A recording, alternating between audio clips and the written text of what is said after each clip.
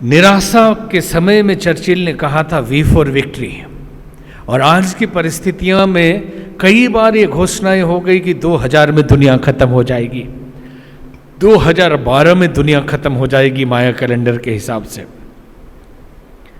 लेकिन नहीं हुआ। हिमालय के ऋषियों का अंश ये संस्था है, पूर्ण रूप से इसका प्रमाण आपको हम बताते हैं। ये बहुत छोटी सी घटना है, व्यक्तिगत हमारी हो सकती है, सुनने वालों के लिए जो बाहर बाद में सुनेंगे टेलीविजन में शायद उनके लायक भी ना हो, लेकिन आप अपने लोग बैठे हैं, आपको तो समझना जरूरी है। 2012 में दुनिया समाप्त होगी, इसके लिए एक फिल्म बनी 2012 फिनिश हो जाएगा, और फिल्म मार्केट में आई भी, देखा होगा आप में से कितने लोगों ने। लेकिन 2012 आने से पहले हमने 96 में दुनिया के सभी भविष्यवक्ताओं की भविष्यवाणियों का अध्ययन लंदन की लाइब्रेरी में किया, और बहुत बारीकी से हम उनको नजर रखे हुए थे कि किसकी भविष्यवाणी कब सच हुई। पीछे का तो हमने उनका देख लिया कि सब सच हुई है, लेकिन आगे क्या होने वाला नोट किया हुआ हमारा, और उस डेट में याद है कि उसने कहा है आज ये होगा, और सब सच हुआ, सारी भविष्यवाणियां सच हुई है। तो दुनिया खत्म हो जाएगी सन 2000 में, ये भी भविष्यवाणी थी नोस्ट्राडामस के भी। अभी नोस्ट्राडामस के कुछ भविष्यवाणियों का भी आगे बताएंगे, अभी हम एंड ही सीधे बता रहे हैं कि आप नोस्ट्राडामस की एक पिक्चर भी है, a man who saw tomorrow, एक आदमी जिसने कल को देखा। अगर आप उसमें देखेंगे पिक्चर में दिखाता है कि दुनिया समाप्त, सन 2000 में दुनिया खत्म हो जाएगी, लेकिन नहीं हुई, क्योंकि हिमालय के ऋषि सत्ता ने कहा कि दुनिया समाप्त नहीं होगी। हमारी नजर उस पर भी थी। 2012 में दुनिया समाप्त हो जाएगी, ये माया कैलेंडर की सारी भविष्यवाणी सही हुई, तो अनुमान लगाया गया कि 2012 में दुनिया समाप्त हो जाएगी। 2011 में एक सज्जन ने हमसे कहा मॉरिशस में कि एक हवन करना है। हमने कहा क्यों करना है? बोले नहीं, आप आते हैं हर साल तो एक हवन किया जाए बड़ा। तो मैंने बड़ा मतलब 150 कुंड का? बोले नहीं, 500 कुंड का। तो हमने कहा 500 कुंड का हवन करेंगे, चलो 1008 कुंड का करते हैं। 1008 कुंड का दूसरे देश में करेंगे, संस्था के पास उतने साधन नहीं है। तो योजना बन गई कि 300-400 लोग भारत से भी जाएंगे और सारी दुनिया से लोग आएंगे। अब एक दिन उन ऋषियों का साक्षात्कार हो गया, साफ साफ कहा गया कि 2012 में दुनिया समाप्त होने वाली है और उसका केंद्र अफ्रीका है, इसलिए हवन आपसे मॉरिशस में कराया जा रहा। सुनने वाले ये लोग कह सकते हैं कि आपने वो रुकवा दिया, कि जो दुनिया खत्म हो रही थी आपने रोक दिया। हमने नहीं रोका भाई, इस भ्रम में मत रहना, हम भी एक यंत्र है उसके।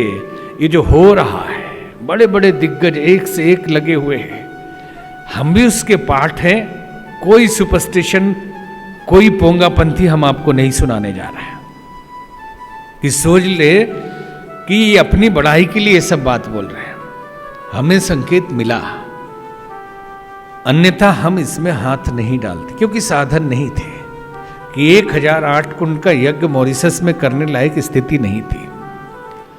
यज्ञ की तैयारी हो गई और तैयारी होते ही जो लड़ाई शुरू हुई,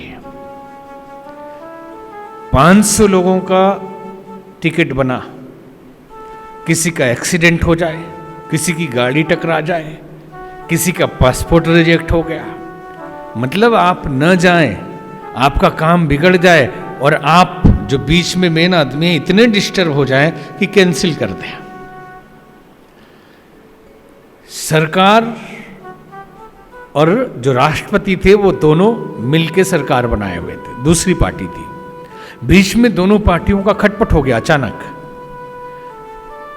6 मंत्रियों ने इस्तीफा दे दिया, राष्ट्रपति ने इस्तीफा दे दिया, और हमारे संस्था को मान लिया गया कि राष्ट्रपति की पार्टी का सपोर्टर है, क्योंकि हमारी संस्था के वहां के अध्यक्ष जो थे उनके करीबी थे। इसलिए सरकार ने पूरा सपोर्ट खींच लिया, और नहीं केवल खींचा बल्कि विरोध में आ गई। कहानी बड़ी शॉर्ट में 2-4 लाइन में बता रहे हैं। सरकार विरोध में आ जाए दूसरे देश में तो कैसे करेंगे आप? और जहां से फंडिंग आनी थी सब फेल। अब एक आदमी बीच में जैसे पिसा जाता है ना, लेकिन बार बार आसुरी शक्तियों का दबाव, स्ट्रेस बहुत, कि पैसा कहां से आएगा, ये जाएंगे कैसे, सब वहां होगा कैसे, और दूसरी तरफ दैवी शक्तियों का सहयोग कि हिलना नहीं, हार मानना नहीं है, ये विशेष कार्य के लिए करवाया जा रहा है। और इसमें प्रत्यक्ष प्रमाण हमने देखा। 300 लोग भारत से गए, कई मंत्री गए, कई राज्यपाल गए, कई स्पीकर गए, लगभग 50 फिल्म स्टार गए। जबरदस्त कार्यक्रम हुआ। आर्थिक नुकसान बहुत बड़ा हुआ, लेकिन उस नुकसान में यह हुआ, यहां तक कि होटल देने का पैसा नहीं था, इतना लॉस हो गया, कई करोड़ का लॉस था। होटल वाले को देने का पैसा नहीं था, और फिर भी सब हुआ। जितने लोग आए हैं उनको खिलाने का पैसा नहीं था, और वहाँ अनुमान लगाया जा रहा था कि 200 से अधिक लोग नहीं आएंगे, क्योंकि प्राइम मिनिस्टर भी आते हैं तो 1000 आदमी आते हैं और बस में भर के लाया जाता है। तब 8000 लोग आए, वो सारे वीडियो हमारे पास है। और उस यज्ञ के पहले सपने में नहीं, साक्षात हिमालय के कई ऋषियों ने दर्शन दिया और कहा ये हमारा यज्ञ है, आप तो हमारे इंस्ट्रूमेंट हैं, इसलिए आपको परेशान होने की क्या जरूरत है। और उसका प्रूफ हमने पूछा, नहीं मान सकते कि आप सचमुच के हैं, आप भ्रम है, या तो हम स्वप्न देख रहे हैं। लेकिन उन्होंने कहा यह भ्रम नहीं है। हम नाम नहीं बता रहे कौन कौन थे, वो लिखा भी हमने। पहले वाले ने कहा कि कलश यात्रा है कल सुबह, सारे देश में पानी बरसेगा, लेकिन जहां कलश यात्रा होगी वहां नहीं बरसेगा। इससे समझ लेना कि हम लोग लगे हुए हैं। जब होटल में फोन किया हमने, आने को कोई तैयार नहीं जो गए थे यहां से, कि इतने पानी में कैसे कलश यात्रा। हमने कहा आप आ जाइए, और राजधानी में कलश यात्रा थी, एक बूंद पानी नहीं। और उस वीडियो को अगर देखेंगे, कलश यात्रा से पहले हमारा चेहरा काला है, पूरा काला पड़ चुका था, पूरे स्ट्रेस से उतने दिन के नहीं सोने के कारण। कलश यात्रा के बाद वही चेहरा लगता है कि जिसे मेकअप करके लाया गया हो, एकदम लाल, और आदमी बदल गया। सारी आसुरी शक्तियों को परास्त कर दिया उन लोगों ने, और 1008 कुंड का यज्ञ किया। खिलाने का सामान नहीं था, रातों रात कहाँ से आया। कोई एक ट्रक कच्चा केला भेज गया, कोई घी लेके आ गया, हम नहीं जानते कौन है। कोई पकाने वाले आ गए कि 20 आदमी हमारे पास है, गैस भी है हमारे पास, बर्तन भी है, हम लोग प्रोफेशनली खाना पकाते हैं, हम फ्री में सेवा करना चाहते हैं। और इतने लोग गए, फिल्म स्टार गए, सब नाचे गाए, इतना बड़ा कार्यक्रम हुआ। उस मंच से हमने ये घोषणा की कि अभी 2012 का पूरा नहीं हुआ है, अब दुनिया में कोई कुछ नहीं बिगाड़ सकता। ऐसा नहीं कि हम रोक रहे हैं, हम केवल देख रहे हैं कि दुनिया का नाश नहीं हो सकता, और दुनिया अच्छे युग में प्रवेश कर रही है। और सबको बड़ा आनंद आया। हमने सुना है एक महात्मा यज्ञ कर रहे थे, और यज्ञ में घी खत्म हो गया, तो एक टीन पानी नदी से लाया गया और वो पानी घी बन गया। तो हमने सोचा बड़े सिद्ध महात्मा होंगे, बड़ा आश्चर्य भी हुआ। लेकिन भारत भ्रमण करते रहे तो कम से कम 100 जगह ऐसी कहानी मिल गई। मिनिमम 100 जगह सेम घटना की बाबा जी यज्ञ कर रहे थे और पानी घी घट गया, नदी से पानी लाए और घी बन गया। हमने कहा यह हो नहीं सकता। ये कहने की बात है, ये एक भाव है कि जहां अभाव हो, जहां कुछ भी ना हो, वहां सब हो जाए, मतलब पानी से घी बन गया। समझने जैसी बात है कि जहां कुछ नहीं था और वहां सब कुछ हो जाए, मतलब प्रकट हो गया सब कुछ, पानी से घी बन गया। ये कहने की बात है कि जहां खिलाने के लिए 10 आदमी का खाना ना हो और 10,000 आदमी खा रहे हो, तो पानी घी बन गया है नहीं। अगर ऐसी घटना होती सीधे सीधे लिटरली, तो हम मान लेते 1-2 जगह हो गई होती, जहां जाते हैं वैसे ही। तो ये एक किंवदंती है कि अभाव में अभाव न रहा तो मान लिया गया कि पानी घी बन गया।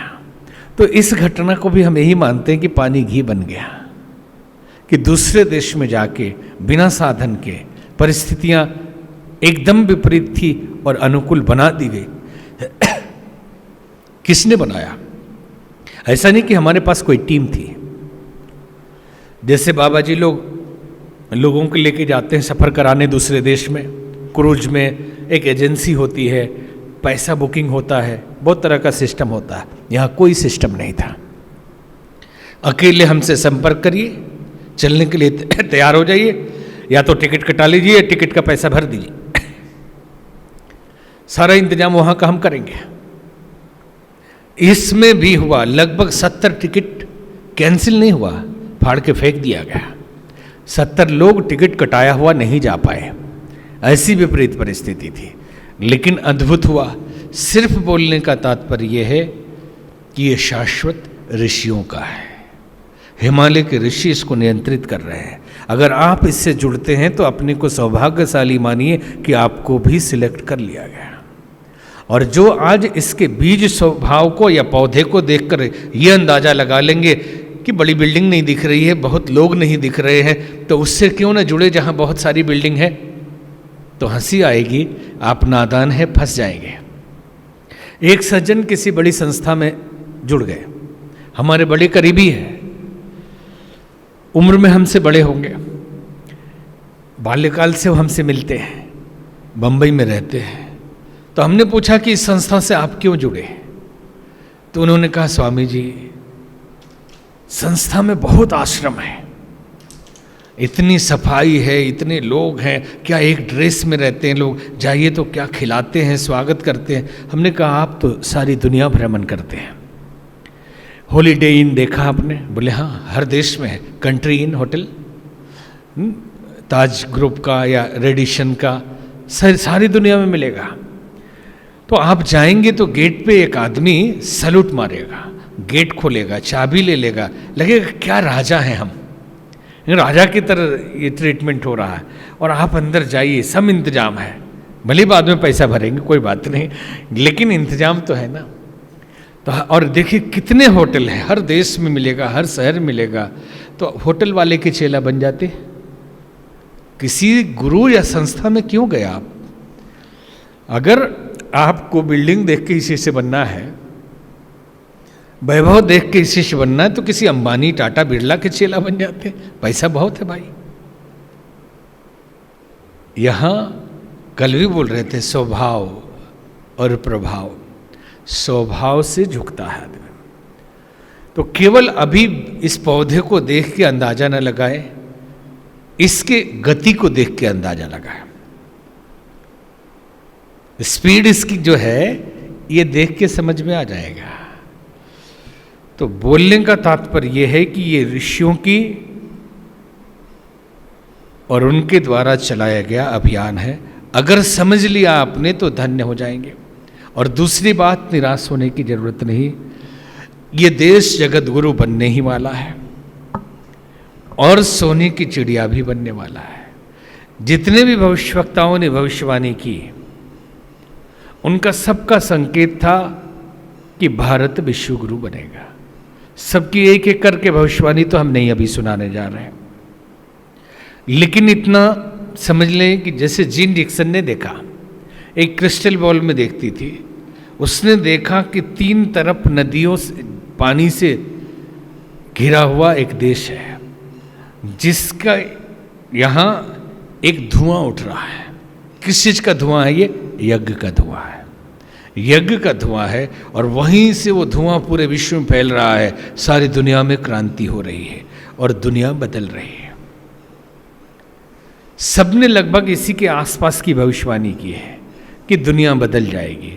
नोस्ट्राडामस की भविष्यवाणियों में पिछली जितनी भविष्यवाणियां थी सब सत्य हुई। गांधी जी की मृत्यु तक भी उसमें लिखा। और 96 में हमने जब वो पिक्चर देखी, किताबें भी उसकी पढ़ी, तो देखा कि 96 के बाद क्या क्या होने वाला है।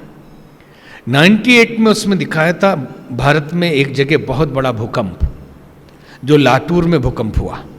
महाराष्ट्र में जो भूकंप आया वो पहले से उसमें फिल्म में दिखाया था। और 96 में ही हमारा 100% विश्वास हो गया कि इसने जितना बोला है और जितनी भविष्यवाणियां ये सच होने वाली है।